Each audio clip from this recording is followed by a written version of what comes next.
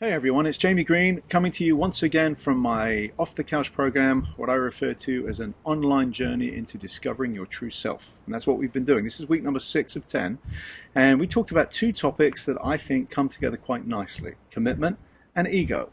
How could they possibly come together? Well, they do. So think of commitment first of all. I was exploring people's barriers to commitment. Right? If we hold commitment purely as an obligation or something that we're going to be held accountable to, it gets a little tedious and people have a lot of resistance to it.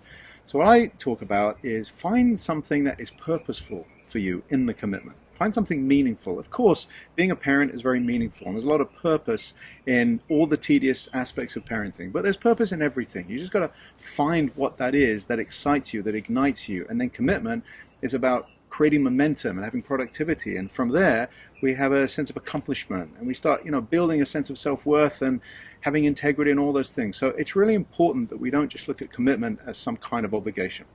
And in terms of ego, my sense is people have a very negative connotation of ego, like arrogant and getting in the way, and that can be true. But ego is essential. It's our core sense of self. It's what we drive ourselves from. It's where we go after success. It's what we're driven by. It's having a vision and going after it with a game plan.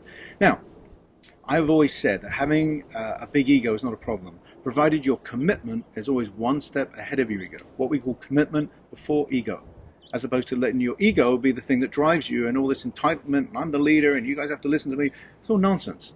Let the commitment and what you care about drive the ego. Then you're never going to get in trouble. You've got to have the ego strength, you've got to have the passion, you've got to have the drive, you've got to have the determination, you have to know what it is you're after.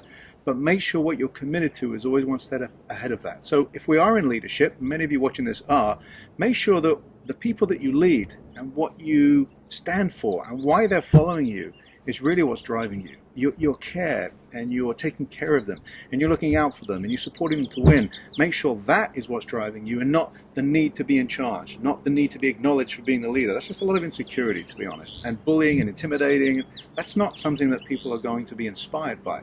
So you can coerce them into following you, but you're not going to have them want you to win. You're not going to have them really admire you and trust you. So, ego, not a problem. Commitment before ego, always you want that to be the driving force. And as this plane is going overhead, I'm not rattled by that at all, because I'm committed to getting this video done in one take.